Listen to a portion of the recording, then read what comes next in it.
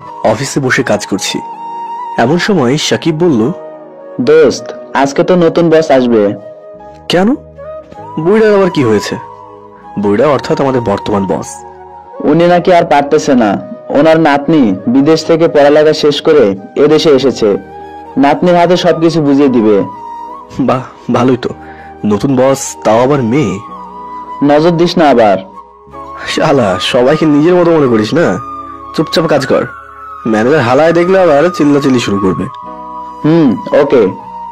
আচ্ছা শোন, কি বলবি বল। বস কি আজকে আসবে নাকি? লাঞ্চের পরে আসবে। আচ্ছা ঠিক আছে। এবার আসুন পরিচয়টা দিয়ে দিই। আমি মেঘ।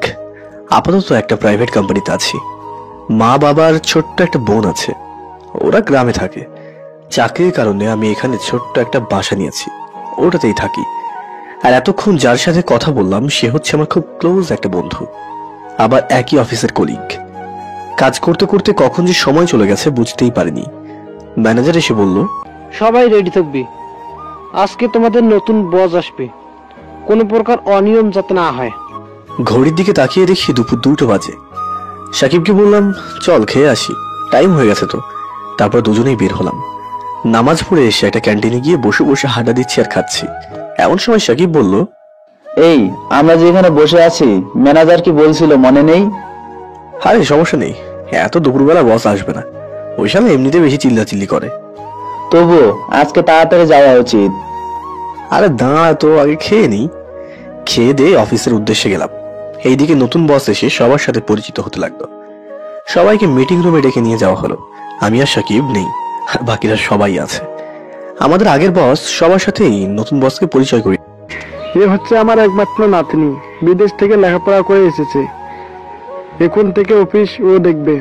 আমি আর পারছি না, তোমরা সবাই ওকে সবকিছু বুঝিয়ে দিবে। একটু পর নতুন বস বলল, দাদু, লোক তো 60 জন থাকার কথা, 58 জন আছে, বাকি দুজন কই? ম্যানেজার বলল, ওরা মনে হয় ওয়াশরুমে গেছে, একটু পরেই চলে আসবে। এভাবে অনেকক্ষণ কথা বললো, সবার সাথে কৌশল বিনিময় করলো, বাট আমি আর সাকিব ছিলাম না। ম্যানেজারকে নতুন বস বলে দিয়েছে আমরা আসলে যেন ওনার রুমে যাই। একটু পর আমি আর সাকিব আসলাম। সবাই কেমন জানি রাগী দৃষ্টিতে আমাদের দিকে তাকিয়ে আছে, কেউই কিছু বলছে না। একটু পর ম্যানেজার আসলো। কোথায় ছিলে তোমরা? জি, একটু বাইরে গেছিলাম। বাইরে গিয়েছিলে মানে? আসলে স্যার, আমরা নামাজ পড়ে নাস্তা করতে গিয়ে। রাখো তোমার নাস্তা, এখন যাও নতুন বসের রুমে, তোমাদের ওখানে ডেকেছি। আমি আর আইমান ভয়ে ভয়ে দুজন দুজনের দিকে তাকিয়ে বসের রুমের সামনে গেলাম। একসাথে বললাম, আসতে পারি ম্যাম? আসেন। ভিতরে গেলাম। ম্যাম চেয়ারটা উল্টো করে অন্যদিকে তাকিয়ে চেয়ারে বসে আছে। বসুন। কোথায় গিয়েছিলেন আপনারা? ম্যাম, বাইরে খেতে গিয়েছিলাম, তাই একটু দেরি হয়ে গেছে। আপনাদের আগে বলিনি আজকে নতুন কেউ আসবে। আসলে ম্যাম, আমি কথাটা বলার সময় ম্যাম আমাদের দিকে ঘুরে তাকায়, আর ওনাকে দেখেই তো আমার মুখটা বন্ধ হয়ে যায়। আরে, এটা তো ফারিয়া, আমার এক্স। আজ থেকে 3 বছর আগে ওর সাথে আমার ব্রেকআপ হয়। তার মানে ফারিয়াই আমাদের নতুন বস। আমার হাঁ করে তাকিয়ে থাকা দেখে সাকিব আমাকে একটা টোকা দেয়। তারপর বাস্তবে ফিরে আসি। সাকিব বলল, আসলে ম্যাম, নামাজ পড়তে গেছিলাম তো, তাই একটু লেট হয়ে গেছে। নেক্সট টাইম আর হবে না। গুড। আপনার নাম কি? জি, আমার নাম হচ্ছে সাকিব হাসান। আর আপনার? জি মেঘ। আপনি তোতলা নাকি? না ম্যাম, আসলে নতুন কাউকে দেখলে ও এরকম করে। আচ্ছা ঠিক আছে, কাছে যান। আর শোনেন। জি ম্যাম, বলেন। আমার অফিসে কোনো ধরনের ফাঁকিবাজি চলবে না। আমি চাচ্ছি না আপনাদের ডিসমিস করি অন্য কাউকে নিয়োগ করতে। So be careful. Okay ma'am, আর হবে না। ওকে, যেতে পারেন। এরপর আমি আর সাকিব ফারিয়া রুম থেকে চলে আসলাম। সাকিব বলল, শালা, আজকে তোর জন্য চাকরিটাই চলে যেত। আমি কি করেছি? তুই কি করেছিস মানে? আরো বসে বসে আড্ডা দে। আচ্ছা বাদ দো সব। তুই ওনাকে দেখে এরকম বোবা হয়ে গেলি কেন? না এমনি। এমনি নাকি ক্রাশ খাইছিস? দূর বেড়া, এগুলো কিছু না। বুঝি বুঝি, মনে রাখিস, বস কিন্তু আমাদের। চুপ কর শালা, এখন কাজ কর। সেদিন কাজ শেষ করে বাসায় চলে গেলাম। রাতে শুয়ে শুয়ে ভাবছি শেষ পর্যন্ত ফারিয়াই আমাদের বস। হাই রে, কি আছে আমার কপালে আল্লাহ ভালো জানে। এদিকে ফারিয়াও বসে বসে ভাবছে, এই সেই ছেলে যার সাথে আজ থেকে 3 বছর আগেও লটর পটর প্রেম করত। সামান্য একটা কারণ দেখিয়ে সে আমাকে ছেড়ে চলে গেল। সেই কষ্ট সহ্য করতে না পেরে বিদেশে চলে গেছি। দুজনেরই অতীত মনে পড়তে থাকে, 3 বছর আগের ঘটনা। হ্যালো ফারিয়া, কোথায় তুমি? আমি তো বাসায়। কেন, কিছু হয়েছে নাকি? বিকেলে একটু দেখা করতে পারবে? আচ্ছা ঠিক আছে। ওকে, তুমি এখানে চলে এসো। আমি ঠিকানাটা ফারিয়াকে বলে দিলাম। আচ্ছা ঠিক আছে। বিকেলবেলা আমি ঠিকানা মতো বসে আছি। প্রায় 30 মিনিট পর ফারিয়া আসলো, হালকা একটা গোলাপি শাড়ি পরে। দেখতে অসম্ভব সুন্দর লাগছে। প্রথম দেখায় যে কেউই প্রেমে পড়ে যাবে। আমি হাঁ করে তাকিয়ে আছি। ফারিয়া এসে আমাকে ঝাঁকাতে লাগলো, তারপর বাস্তবে ফিরে আসলাম। ওই, এইভাবে কি দেখো? কই কিছু না তো। বলো, কি বলবে? আসলে তোমাকে কথাটা আরো আগেই বলা উচিত ছিল। বলবো বলবো করে বলা হয়নি। আরে এত না পেছিয়ে সোজা সোজা বলো তো। আসলে আমি আর এই রিলেশনটা কন্টিনিউ করতে পারবো না। কি, তুমি মজা করছো তাই না? দেখো, মজা না করে আসল কথাটা বলো।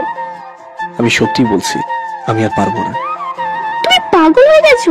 5 বছরের রিলেশন আমাদের, কোনো কারণ ছাড়া ভেঙে যাবে? অনেকগুলো কারণ আছে। কি কারণ বলো আমাকে।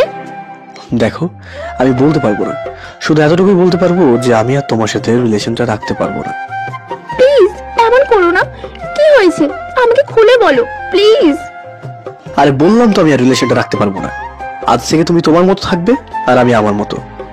এই কথা বলে আমি হাঁটতে শুরু করলাম।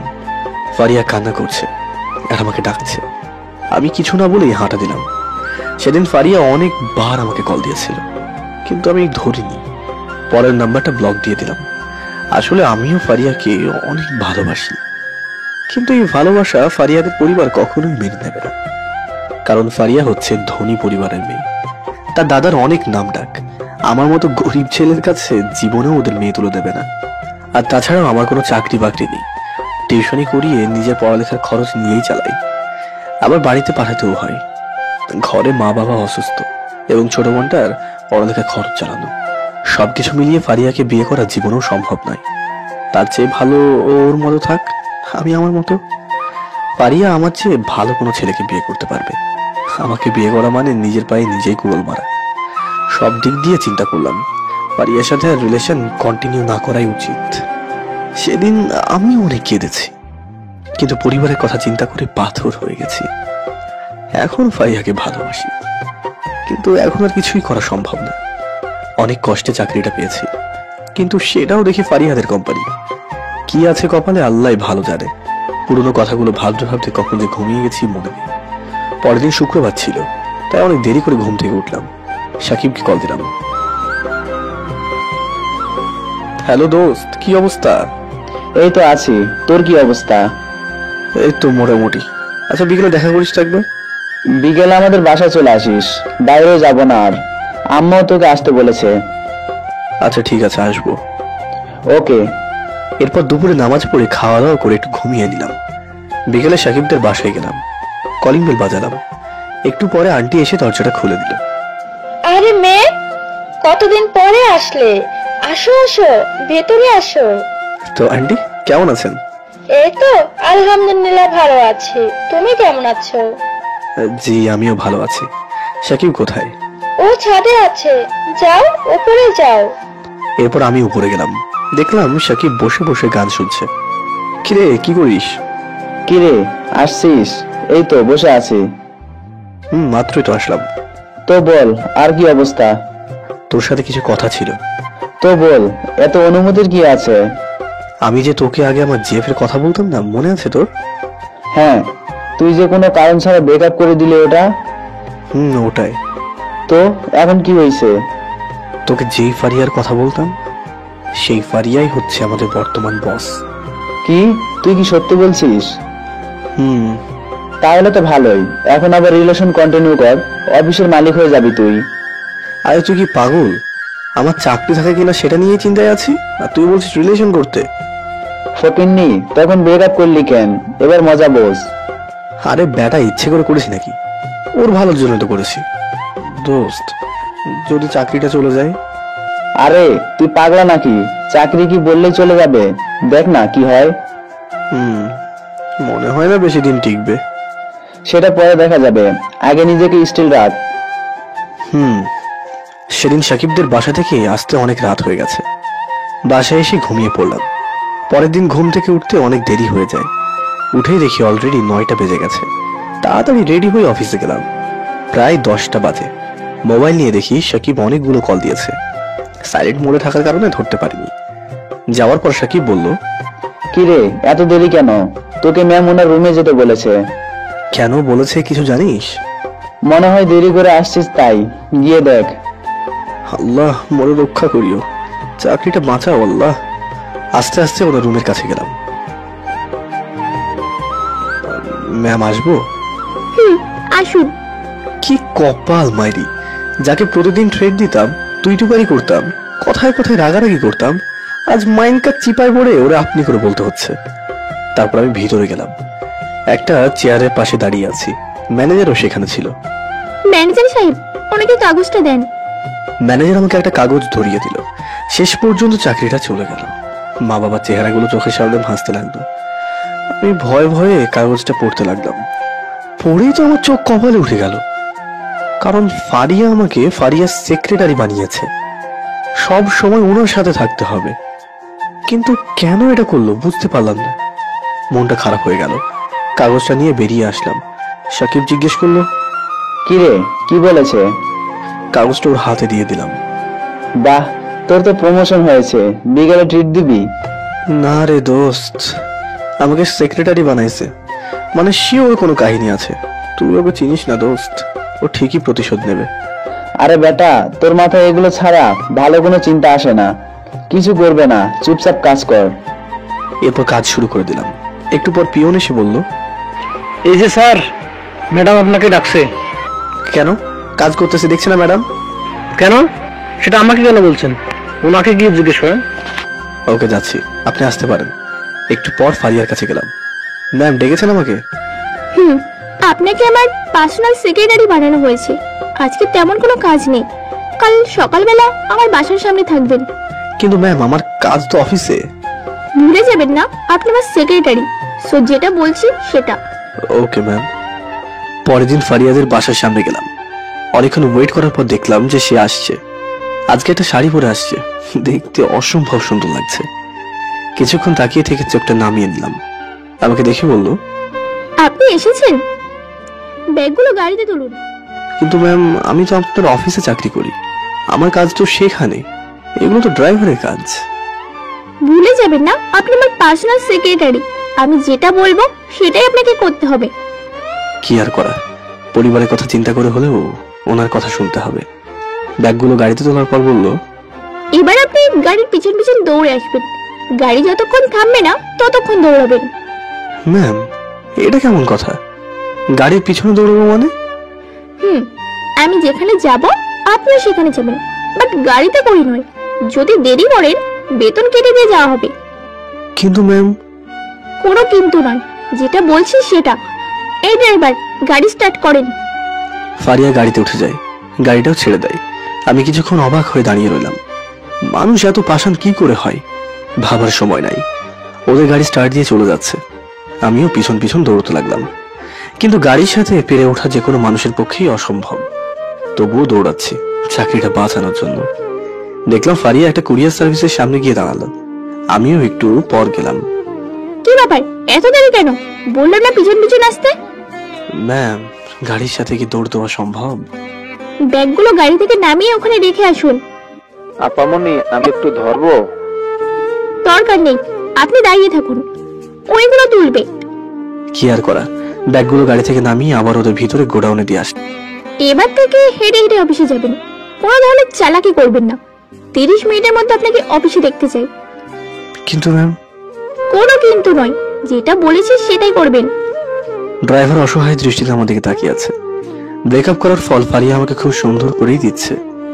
এটাও জানি আমাকে সে আরো কষ্ট দেবে, কিন্তু কিছুই করার নেই। এই মুহূর্তে চাকরিটা ছেড়ে দিলে সহজ আর কাজ পাবো না। আবার অফিসের উদ্দেশ্যে রওনা দিলাম। যেখানে গাড়িতেও 30 মিনিটে যাওয়া যায় না, সেখানে হেঁটে যেতে হবে 30 মিনিটে। অনেক জোরে জোরে পা ফেলে হাঁটতে লাগলাম। গরমের মধ্যে সাদা শার্টটা ঘেমে একাকার হয়ে গেছে। দেখে মনে হচ্ছে আমি গোসল করে কাপড় চেঞ্জ না করে এমনিতেই বাসা থেকে বের হয়েছি। প্রায় 1 ঘন্টা 25 মিনিট পর আমি অফিসে গেলাম। আমাকে দেখে সাকিব বলল, কি রে, তোর এই অবস্থা কেন? এতক্ষণ কোথায় ছিলি? একটু বাই। বলার আগেই পিয়ন এসে বলল ম্যাডামের রুমে যেতে। আচ্ছা ঠিক আছে, যাচ্ছি। ও রুমের সামনে গেলাম। ম্যাম ডেকেছেন? কটা বাজে? 12:30 বাজে। আপনাকে 30 মিনিট আসার জন্য বলেছিলাম, 1.5 ঘন্টা কি করে? ম্যাম আসলে এক পায়ের উপর দাঁড়ান।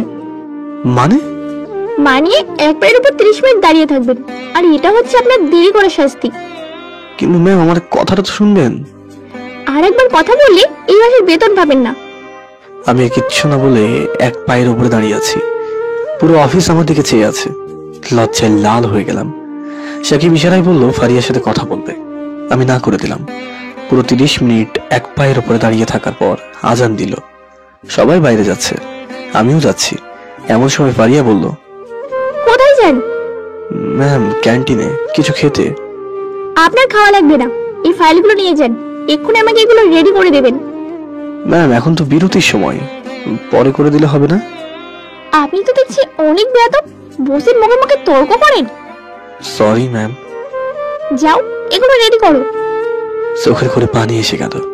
সামান্য কারণে ফারিয়া আমার সাথে এমন খারাপ ব্যবহার করছে, যে ফারিয়া কোনোদিন আমার চোখের দিকে তাকিয়ে কথাও বলেনি ভয়ে, সেই আজকে আমার সাথে এমন করছে। নিয়তি খারাপ হলে যা হয় আর কি। দূর থেকে সাকিব দাঁড়িয়ে দাঁড়িয়ে সবকিছুই দেখছে। আমার চোখাচোখি পড়ার পর আমি আর কিছু না বলে কাজ করতে লাগলাম। সেদিন আর কারোর সাথে কোনো কথা হয়নি। রাতে বসে বসে ভাবছি চাকরিটা ছেড়ে দেবো। এভাবে হলে চাকরিটা করা পসিবল নয়। ওদের কোম্পানি বলে কি যা ইচ্ছে তাই করবে নাকি? এমন সময় ঈশা অর্থাৎ আমার বোন কল দিয়েছে। কি রে বুড়ি, কি অবস্থা? তুই এখন আমাকে বুড়ি বলে ডাকবি ভাইয়া? তুই তো সারা জীবনই আমার কাছে বুড়িই থাকবি। তো বল, আব্বু আম্মু কেমন আছে? ভালো না ভাইয়া, আমি ওষুধ শেষ, এখন আবার ব্যথা বেড়ে গেছে। তুই টাকা দিবি কখন? দিব রে, আরো কয়েকদিন পর। আসলে এখনো বেতনটা পাইনি। তাড়াতাড়ি দিস ভাইয়া। শোন, বল। আমার তো সামনে পরীক্ষা, ভালো কোনো কাপড় নেই। তুই আমার জন্য একটা জামা পাঠাতে পারবি? আচ্ছা সমস্যা নেই, টাকা দিলে বাবাকে বলবো তোকে জামা কিনে দেওয়ার জন্য। ওকে ভাইয়া, রাখি তাহলে, ভালো থাকিস। ওকে। বসে বসে ভাবছি আমার যেই অবস্থা, ফারিয়া বেতন কেটে নিয়ে যায় কিনা সেইটা নিয়ে ভাবছি। না, আর এই চাকরিটা করবো না। কালকে ফারিয়াকে না করে দিয়ে আমার বেতনটা নিয়ে চলে আসবো। পরের দিন ঘুম থেকে উঠে দেখি নাম্বারে একটা মেসেজ এসেছে, বাসার সামনে আসেন। বুঝতে বাকি রইল না এটা ফারিয়া ছাড়া অন্য কেউ নয়। কিন্তু আমি তবুও গেলাম না। 11টার দিকে অফিসে গেলাম, সরাসরি ফারিয়া রুমে গেলাম। ম্যাম আসবো। আপনি সকালে আসলেন না কেন? এটার জন্য আপনাকে শাস্তি পেতে হবে। তারা দরকার নেই ম্যাম। মানে? ম্যাম আমি আর চাকরি করবো না। আমার এই মাসে বেতন আর সবগুলো কাগজপত্র দিয়ে দেন। হোয়াট? কাজ করবি না মানে? জি ম্যাম, আমি আর করবো না এই চাকরিটা। এখানে চাকরি না করলে অন্য কোথাও করতে পারবে না। কেন পারবো না? এখানে যদি কাজ না করো তাহলে তোমার এমন অবস্থা করব যে তুমি অন্য কোথাও চাকরি করতে পারবে না। গ্রামে গিয়ে হাল চাষ করতে হবে, আর তোমার একটা কাগজও পাবে না। সবগুলো আমি ছিঁড়ে ফেলবো অথবা আগুনে পুড়িয়ে ফেলবো। কিন্তু ম্যাম। কোনো কিন্তু নাই, যেটা বলছি সেটাই। আমি কি করবো সেটাই তো বুঝতে পারছি না। 3 বছর আগে সেই পুরনো কথাগুলো মনে পড়তে লাগলো। যেই ফারিয়া আমার জন্য কত চিন্তা করতো, আজ সেই আমাকে চাকরি না করার ব্যবস্থা করে দিচ্ছে। আমি এবার সে আগের মতোই বললাম, ফারিয়া প্লিজ আমার সাথে এমনটা করুন না। তোর সাহস কি করে হয় সামনে একটা কর্মচারী হয়ে আমার নাম মুখে আনতে? তা আবার তুমি করে বলছিস? Sorry ma'am. কিসের সরি? যা এখান থেকে। আমি উঠে নিজে ডেস্কে চলে গেলাম। সাকিব আমাকে দেখে বলল, কি রে, আজ এত দেরি করে আসলি যে? আর তোর মুখে কি লাল হয়ে আছে কেন? বাথরুম থেকে বের হওয়ার সময় ধাক্কা খেয়েছি তো তাই। ও আচ্ছা। এরপর কাজ করতে লাগলাম। একটু পর পিয়ন এসে বলল ম্যাডাম ডাকছে। আমি তাকে বললাম ওকে আপনি যান, আমি আসছি। একটু পর ফারিয়া রুমের সামনে গেলাম। ম্যাম ডেকেছেন? আমার জন্য কফি নিয়ে আসেন। এগুলো তো পিয়নের কাজ। পিয়নের জন্যও নিয়ে আসেন। মানে? বাংলা বুঝিস না? আমার আর পিয়নের জন্য কফি নিয়ে আয়। আমি আর কিছু না বলে কফি আনতে গেলাম। আমার এমন কর্মকাণ্ড দেখে সবাই কেমন জানি অদ্ভুত ভাবে আমার দিকে তাকাচ্ছে, কিন্তু সাকিব সবকিছু জেনেও না জেনেও ভান করে বসে আছে। আমার সাথে এমন হচ্ছে তবুও সে কিচ্ছু বলছে না। না বলারই কথা, আমার জন্য কিছু বলতে গেলে দেখা যাবে ওর চাকরিটাই নেই। কফি দিয়ে এসে আবার কাজ করতে লাগলাম। সেদিন অফিসটা শেষ করে বাইরে আসলাম, মাত্রই তখনই পিয়নের ডাক। স্যার, ম্যাডাম আপনাকে ডেকেছে। এখন তো অফিস শেষ, আবার কেন? জানি না, আপনি গিয়ে জিজ্ঞেস করেন। ওকে, যাচ্ছি। একটু পর ফারিয়ার সামনে গেলাম। ম্যাম, আমাকে ডেকেছেন? হুম। কিন্তু এখন তো অফিস ছুটি, এখন আবার কি? তোকে ছুটি কে দিয়েছে? মানে? তুই আমার পার্সোনাল সেক্রেটারি, তোর কোনো ছুটি নেই, সবসময় আমার সাথে থাকতে হবে। সেক্রেটারি বলে কি ছুটি পাবো না? না, ফাইলগুলো গাড়িতে ওঠা, মিটিং আছে। মিটিং এর কথা শুনে আমার কলিজা শুকিয়ে গেল। ওই দিন গাড়ির পিছন পিছন দৌড়াতে হয়েছে, যদি আজকেও এরকম কিছু করে। আমি দাঁড়িয়ে দাঁড়িয়ে ভাবছি, এমন সময় ফারিয়া আবারও বলল, কি রে, কথা কানে যায় না? গাড়িতে ওঠা। জি ম্যাম, নিচ্ছি। ফাইলগুলো গাড়িতে দিয়ে আমি বাইরে দাঁড়িয়ে আছি। ফারিয়া ভিতরে বসলো, একটু পর বলল, গাড়িতে ওঠো। যাক, আল্লাহ একটু রহমত করেছে, না হলে যে কি হতো আল্লাহ ভালো জানে। আমি ড্রাইভারের পাশে গিয়ে বসলাম। ফারিয়া পিছনে বসে বসে মোবাইলে কার সাথে যেন কথা বলছে আর হাসাহাসি করছে। মনে হয় হাজবেন্ড হবে, কারণ আমাদের ব্রেকআপ হয়েছে 3 বছর আগে। আর এত বছর ধরে নিশ্চয়ই সে সিঙ্গেল থাকবে না। ওর দাদা হয়তো বিয়ে দিয়ে দিয়েছে। এগুলো ভাবতে ভাবতে একটা রেস্টুরেন্টে চলে আসলাম। আমি ফাইলগুলো নিয়ে ফারিয়ার পিছু পিছু রেস্টুরেন্টে গেলাম। দেখলাম একটা ইয়াং ছেলে দাঁড়িয়ে আছে। ফারিয়া গিয়ে ওর সাথে হাত মেলালো। আমি ফাইলগুলো টেবিলে রেখে বাইরে চলে আসলাম। ড্রাইভার গাড়ির পাশে দাঁড়িয়ে মোবাইল টিপছে। আমি তার কাছে গেলাম। আমাকে দেখে বলল, ভাই, আপনাকে একটা কথা বলার ছিল, কিন্তু সুযোগ পাইতেছি না। কি কথা বলেন? আপামনি আপনার সাথে এমন করেন কেন? ভাই, আমি নিজেও জানি না। সারাদিন অফিস করে এখন আবার এখানে আসতে হলো। নিজের জন্য একটুও সময় নেই। আপনার তো লেখাপড়া আছে, এখানে এত কষ্ট না করে অন্য কোথাও চাকরি দেখেন। সেই সুযোগও নাই রে ভাই। আপনার আপামনি এমন সিস্টেম করে রাখছে যে আমি অন্য কোথাও চাকরি করতে পারবো না। কিন্তু একটা জিনিস আমার মাথায় আসছে না। কি? আপামনি তো আমাদের সবার সাথে ভালোভাবে কথা বলে, কিন্তু আপনার সাথে এমন কেন? আমি যে কাজ করেছি সেটা জানলে তুইও আমার বটাম দিতি বেটা। আমি মনে মনে বললাম। কিছু বললেন? না না, কিছু বলিনি। আচ্ছা ভাই, আপনার আপামনির বিয়ে কোথায় হয়েছে? আপনি পাগল নাকি? ওনার বিয়ে হলে জানতেন না? সত্যি আমি কিছু জানি না। আপামনি নাকি একজনের লগে সম্পর্ক করছিলেন, অনেক ভালোবাসতেন পোলাডারে। ফকিন্নিয়রে ছ্যাঁকা দিয়ে অন্য একটা মেয়েকে বিয়ে করে ফেলেছে। সেই থেকে আপামনি কোনো ছেলেকেই বিশ্বাস করে না, আর বিয়ের জন্য অনেক চাপ দিচ্ছে, কিন্তু উনি রাজি নয়। হাই রে, সেই অভাগা ছেলেটা যে আমি সেটা যদি ড্রাইভার জানতো, সেও আমার কানের নিচে দিত। কথা বলতে বলতে ফারিয়ে চলে আসলো। এরপর আবার গাড়িতে করে অফিসের সামনে চলে আসলাম। রাত প্রায় 8টা বাজে। আমি এবার বাসার উদ্দেশ্যে রওনা দিলাম।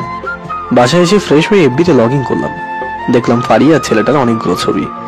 ছবিগুলো দেখে অনেক রাগ হচ্ছে। আবার এফবি থেকে বের হয়ে খেয়ে ঘুমিয়ে নিলাম। পরের দিন অফিসে গেলাম। কাজ করছি, একটু পর ফারিয়া আসলো।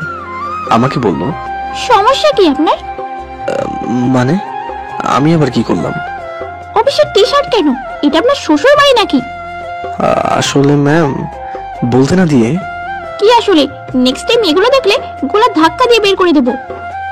সরি ম্যাম, আর হবে না। ফারিয়া চলে গেল।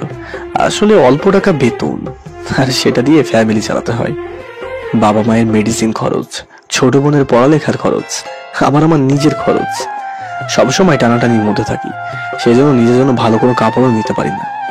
গতকাল সারাদিন ফারিয়ার সাথে থাকার কারণে শার্টের মধ্যে ময়লা হয়ে গেছে। রাতে ধুয়ে দিয়েছিলাম। আমি ভেবেছিলাম সকাল পর্যন্ত শুকিয়ে যাবে, কিন্তু শুকায়নি। তাই টি শার্ট পরে গেছিলাম। ফারিয়া চলে যাওয়ার পর সবাই আমাকে এটা ওটা বলে খোঁটা দিতে লাগলো। লজ্জায় পুরো লাল হয়ে গেলাম। কাজ করছি, এমন সময় পিয়ন আসলো। স্যার, ম্যাডাম আপনাকে ডাকছে। কিছু না বলে সোজা ফারিয়া রুমে গেলাম। ম্যাম ডেকেছেন? এই ফাইলগুলো নিয়ে যান, দুপুরের আগে রেডি করে দিবেন। নিয়ে দেখি 8টা ফাইল। আজকেও যে দুপুরে খাওয়া হবে না সেটা ভালোভাবেই জেনে গেছি। কাজ করতে করতে 3টা বেজে গেছে, সবাই খাওয়া দাওয়া করে আসছে, বাট আমি পারিনি। ছুটির আগে সবাইকে বেতন দেওয়া হলো, সবাই বেতন পেয়ে অনেক খুশি, কিন্তু আমাকে দেয়নি। আমি ভাবছি হয়তো পরে ডাকবে, কিন্তু না, অফিস ছুটি হয়ে গেল। নিজের কাছেও কেমন জানি খারাপ লাগছে। সবাই পেয়ে গেল, বাট আমি পেলাম না। আমি আস্তে আস্তে ফারিয়া রুমের কাছে গেলাম। ম্যাম, আসবো? কিছু বলবে? ম্যাম, আমার বেতনটা যদি দিতেন একটু উপকার হতো। বাবা মায়ের মেডিসিন শেষ, বোনেরও সামনে পরীক্ষা। আপনি তো এই মাসের বেতন পাবেন না। মুহূর্তে আমার মাথায় যেন আকাশ ভেঙে পড়লো। বেতন পাবো না মানে? পাবেন না মানে পাবেন না। কিন্তু কেন? আমার অপরাধ? অফিসের টি শার্ট পরেছো, এটা অফিসের রুলের বাইরে। আরো অনেক জায়গায় ভুল করেছো, তাই এই মাসের বেতন পাবে না। বেতন পাবো না বললেই হলো নাকি? তার মানে আপনি বেতন দেবেন না, এই তো? এই যাদব, তোকে এক কথা কতবার বলবো, দেব না। কি করবি কর, যা এখান থেকে। কি করব দেখবি? আমি ঠাস ঠাস করে 2টা চড় গালে বসিয়ে দিলাম। সে গালে 2 হাত দিয়ে আমার দিকে রাগী দৃষ্টিতে চেয়ে আছে। আমি বললাম, লাগবে না তোর টাকা, তোকে আমার এই সামান্য টাকা ভিক্ষা দিলাম। তুই যদি এগুলো খেয়ে অনেক বড় হতে পারিস, আমার কোনো আপত্তি নেই। যা যা, ছেড়ে দিলাম তোর চাকরি। আল্লাহ কাউকে মারে না। এই কথাগুলো বলে বাইরে চলে আসছিলাম। এমন সময় দেখি পিয়ন আমার পিছনে দাঁড়িয়ে আছে। মনে হয় সবকিছু শুনে ফেলেছে। আমি কোনো কথা না বলে সোজা বাইরে চলে গেলাম। গাছতলায় গিয়ে বসে রইলাম, যেখানে ফারিয়া আর আমি সব সময় বসে থাকতাম। অফিস থেকে সোজা ওখানে চলে এসেছি। বসে বসে ভাবছি ফারিয়া আমার সাথে এগুলো কেন করছে। আমি তোর কোনো ক্ষতি করিনি, তবুও সেগুলো কেন করছে। কেন যে ওর সাথে রিলেশনে ছিলাম? যদি না থাকতাম হয়তো আজকে এই দিনটা আর আসতো না। বাবা মায়ের কথা খুব গভীর মনে পড়ছে। কি হবে ওদের? এই মুহূর্তে তো চাকরিও পাবো না। কি আছে কপালে আল্লাহ ভালো জানে। বসে বসে এগুলো ভাবছি, আর এইদিকে আকাশে বিদ্যুৎ চমকাচ্ছে। মনে হয় বৃষ্টি হবে। একটু পর বৃষ্টি শুরু হলো। আমিও বসে আছি। বৃষ্টিতে ভিজলে নাকি মনটা হালকা হয়। অনেক সময় নিয়েই ভিজলাম। পকেটে হাত দিয়ে দেখি 20 টাকা আছে। আর মানে আজকেও আর খাওয়া হবে না। একটা টঙের দোকানে গিয়ে 4 পাউরুটি খেয়ে বাসার দিকে হাঁটা দিলাম। কেমন জানি খারাপ লাগছে। পারিয়াকে চড় দেওয়াটা না উচিত হয়নি। যেটাই হোক, সেটা এখন অফিসের বস। নিজেকে নিজের কাছে অপরাধী মনে হতে লাগলো। এগুলো ভাবতে ভাবতে বাসায় চলে এসেছি। কাপড় চেঞ্জ করে শুয়েছি মাত্র, আমার হাত পা কাঁপতে শুরু করলো। মনে হয় ঠান্ডা লেগেছে। বৃষ্টিতে ভিজলে আমার জ্বর চলে আসে। রাত যত গভীর হচ্ছে জ্বর তত বাড়ছে। আমার পুরো শরীর কাঁপছে। একটু পর ঈশা অর্থাৎ আমার বোন কল দিল। ভাইয়া, তুই যে টাকা দিছিলি সেখান থেকে আজকে আমি 3টা জামা নিয়েছি। কি? এ মাসে বেশি টাকা দেওয়ার কারণে অনেক কিছু নিয়েছি। টাকা কে দিয়েছে? আরে তোর অফিসের একটা ম্যাডাম আছে না, সে দিয়েছে। কোন ম্যাডাম? আরে ধুর, আমি এত কিছু বলছি না, শুধু বলছি তোর সাথে একজন কাজ করে। ও আচ্ছা। কি রে, তুই টাকা দিয়েছিস আর তুই নিজেই ভুলে গেছিস? না রে, এমনি মনে পড়ছিল না। তোর কি শরীর খারাপ? কোনো এমন লাগছে কেন? না, আমি ঠিক আছি। টাকা কখন পেয়েছিস? কত পরশুদিন। ও আচ্ছা আচ্ছা, ঠিক আছে, পরে কথা হবে, রাখি এখন। তার মানে ফারিয়া টাকাগুলো বাড়িতে দিয়ে এসেছে, তাও সবার আগে, আর আমি না জেনে ওর গালে। ছি ছি ছি ছি ছি, ভাবতেই কেমন যেন খারাপ লাগছে। রাতে কখন যে ঘুমিয়ে গেছি মনে নেই। সকালে ঘুম থেকে উঠতে যাব, কিন্তু তবুও পারছি না। পুরো শরীর জ্বরে কাঁপছে। অনেক চেষ্টা করে বাথরুমে গেলাম। বাথরুম থেকে বের হওয়ার পর আর কিছু মনে নেই। অজ্ঞান হয়ে পড়ে গেছিলাম। যখন জ্ঞান আসলো তখন নিজেকে হাসপাতালে আবিষ্কার করলাম। দেখলাম আইমান আমার পাশে বসে আছে। কি রে, আমি এখানে কেন? সব বলবো, আগে একটু ভালো হয়নি। আমি ভালো আছি, আগে বল এখানে কিভাবে আসলাম। ম্যাম আর আমি তোকে নিয়ে আসলাম। কাল রাত থেকে তোর মোবাইল অফ পাচ্ছে। ম্যাম অনেকবার তোকে কল দিয়েছে। তারপর সকালে যখন তুই অফিসে আসিসনি, ম্যাম নিজে তোর বাসায় যায়, গিয়ে দেখে তুই মেঝেতে পড়ে আছিস। সাথে সাথে আমাকে কল দেয়।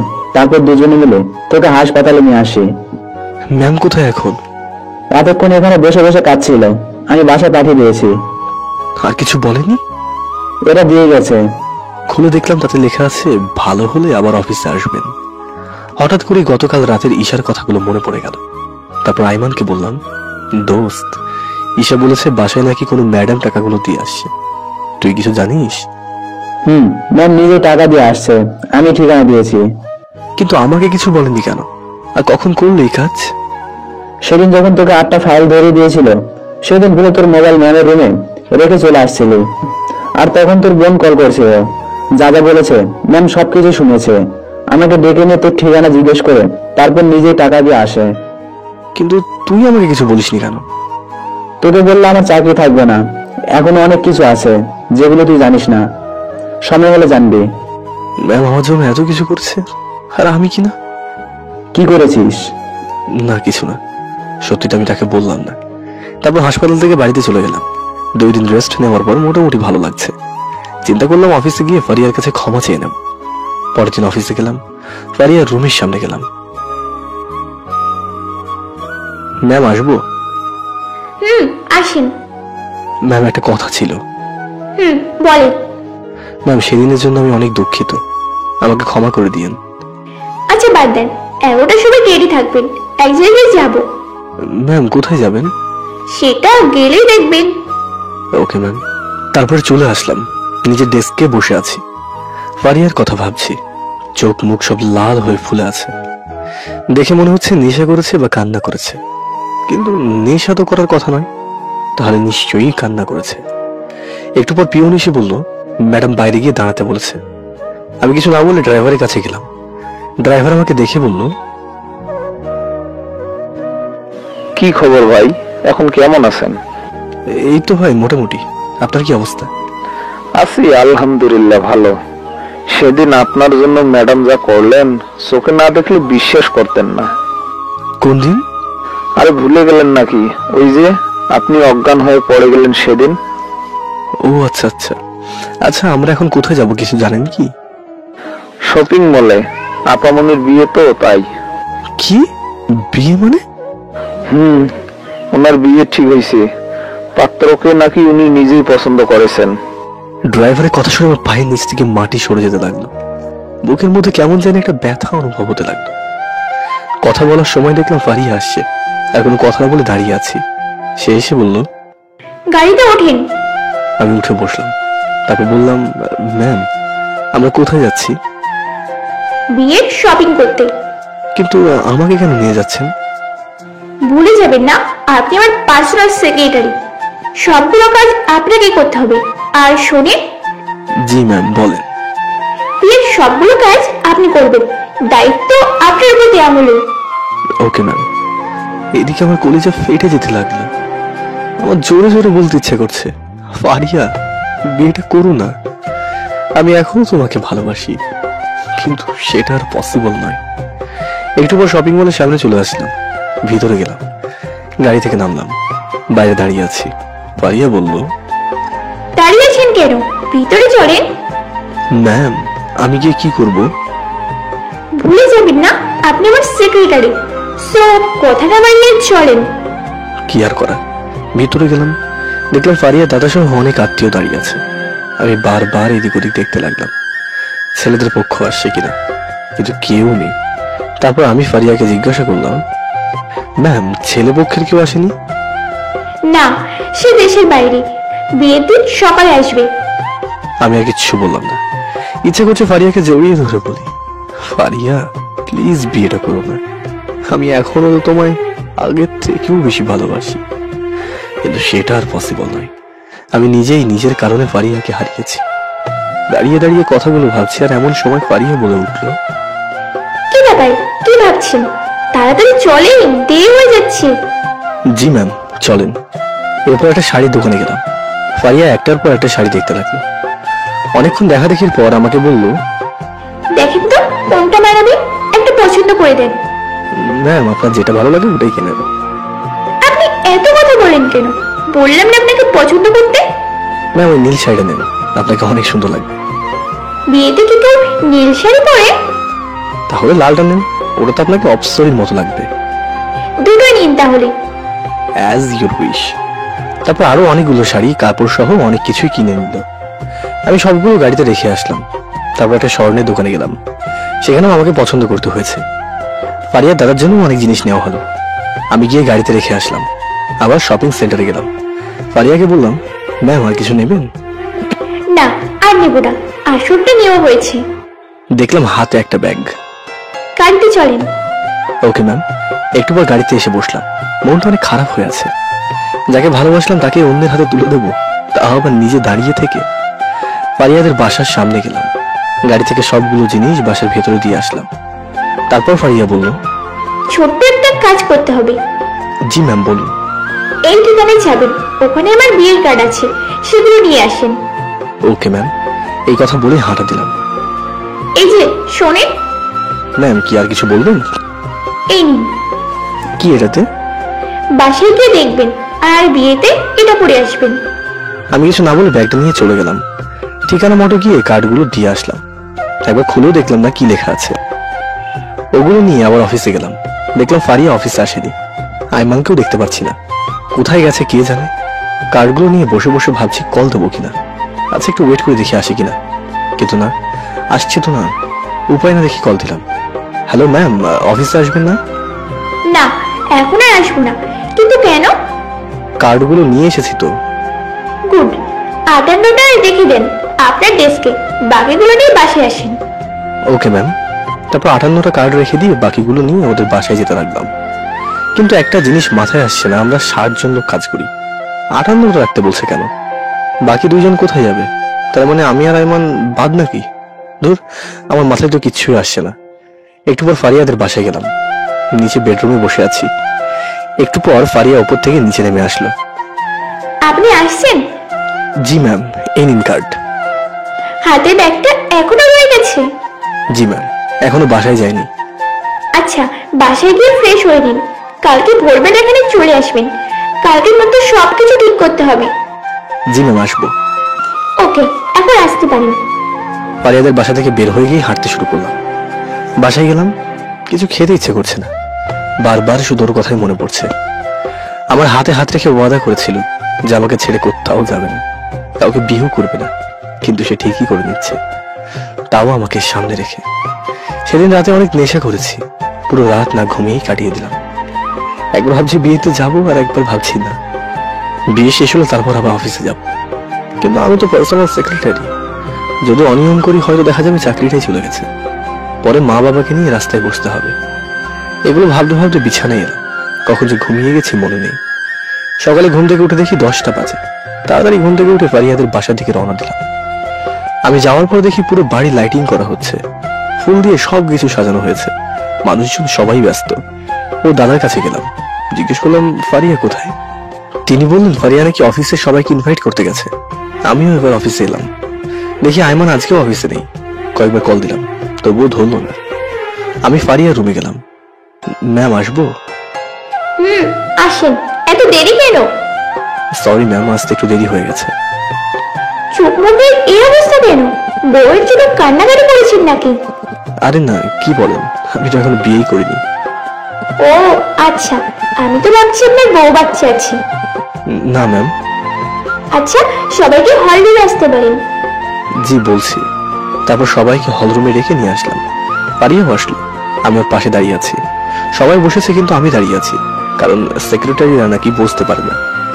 তারপর ফারিয়া তার বিয়ের কথা সবাইকে বলল, সবাই যাতে বিয়েতে আসে, আর অফিস 3 দিন বন্ধ থাকবে।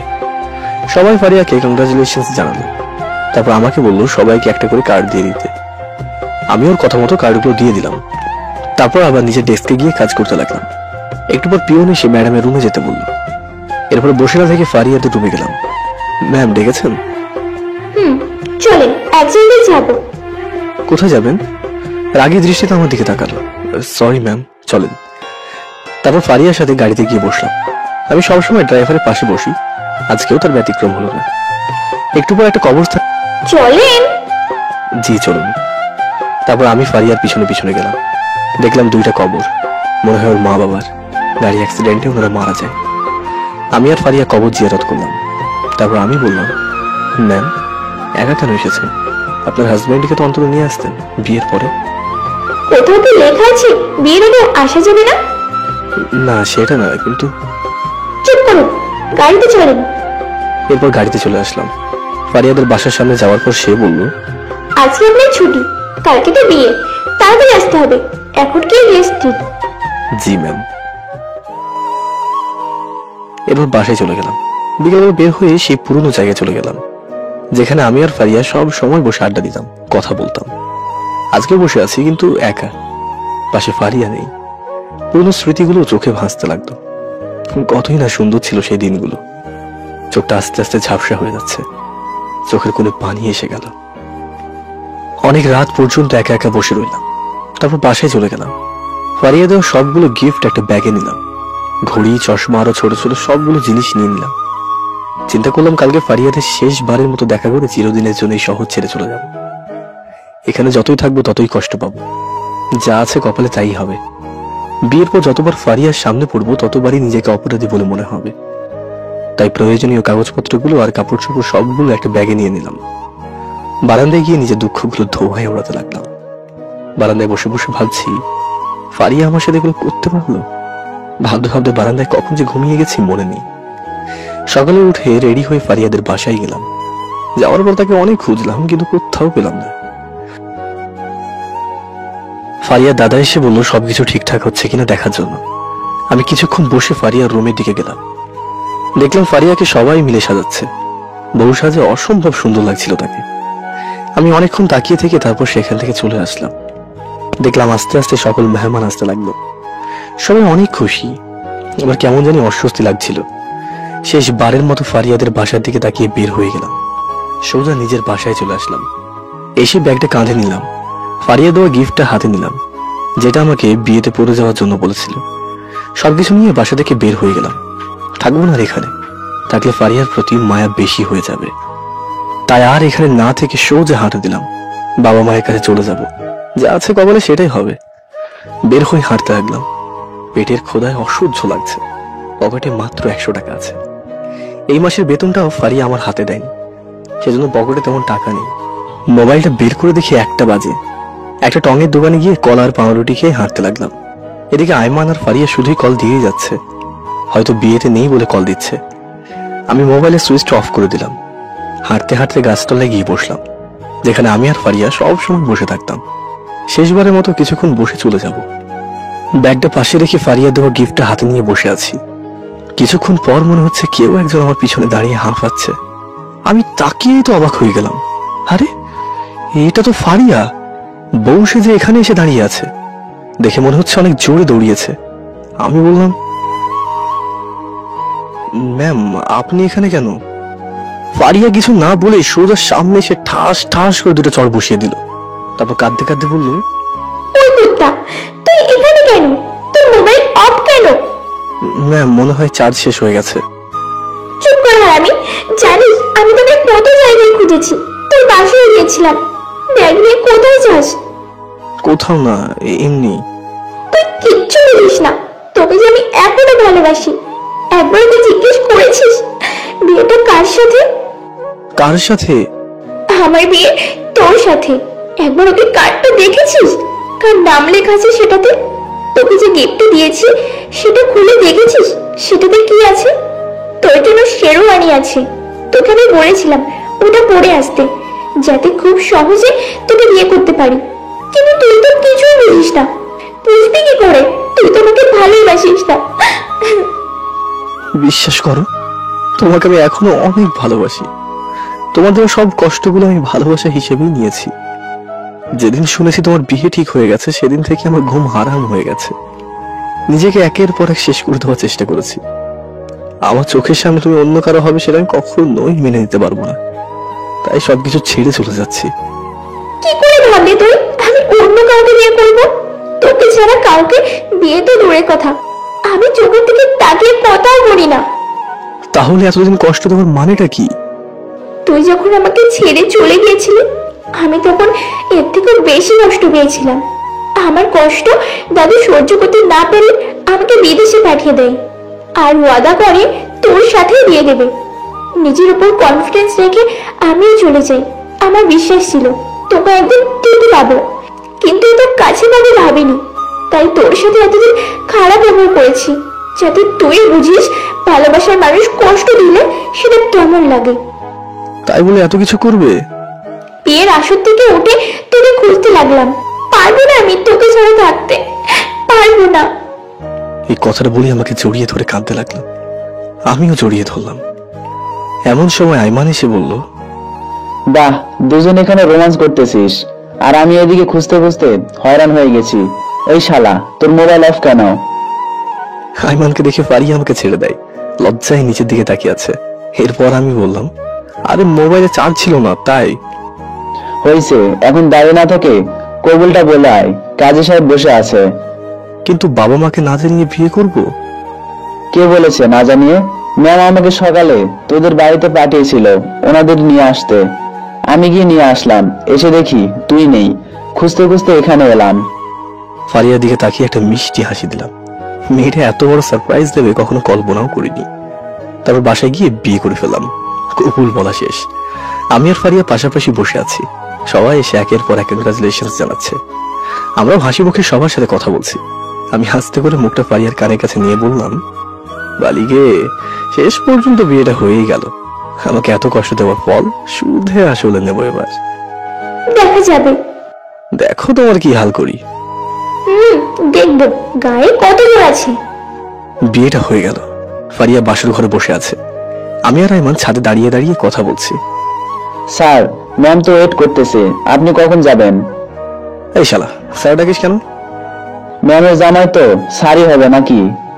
তোর শালা, আমরা বন্ধু বন্ধুই থাকবো। থ্যাঙ্কস রে দোস্ত, তুই অনেক উপকার করেছিস। তুই না থাকলে কিছুই হতো না। আরে আমি কিছু করিনি, সব ম্যাডাম করেছে। মেয়েটা তোকে অনেক ভালোবাসে। আচ্ছা, এখন রুমে যা, রাত অনেক হয়েছে। ম্যাম একা একা বসে আছে। ওকে, যাচ্ছি। আর শোন, মনে করে বিড়ালটা মারিস। এরপর রুমে গেলাম। ফারিয়া অনেক বড় একটা লম্বা ঘোমটা দিয়ে বসে আছে। আমি যাওয়ার পর উঠে এসে সালাম করলো। আমি মাথায় হাত দিয়ে বললাম, বেঁচে থাকো মা, বেঁচে থাকো। স্বামী সংসার নিয়ে অনেক সুখী হও। আল্লাহ যেন তোমাকে অনেকগুলো সন্তান দেয়। ফারিয়া এক ঝটকায় ঘোমটাটা খুলে কাপড়টা কোমরে পেঁচিয়ে রাগের লুক নিয়ে আমাকে বলল, কি? আমি তোর মা হই? এই না না, ভুল হয়ে গেছে, আর হবে না। ওই সময় কি যেন বলেছিলে, আমাকে কি যেন করবে? এই না না, কিছু বলিনি, কিচ্ছু করবো না। কিচ্ছু বলনি তাই না? আস্তে আস্তে আমার দিকে আসছে আর আমি পিছনের দিকে যাচ্ছি। যেতে যেতে বিছানায় পড়ে যায়। সে এসে আমার কলারটা ধরে তার কাছে নিয়ে যায়। তারপর যা করে আমি তো অবাক হয়ে যাই। আমাদের চার ঠোঁট এক হয়ে যায়। দুজনেই হারিয়ে গেলাম কোনো একটা অজানা সুখের সাগরে।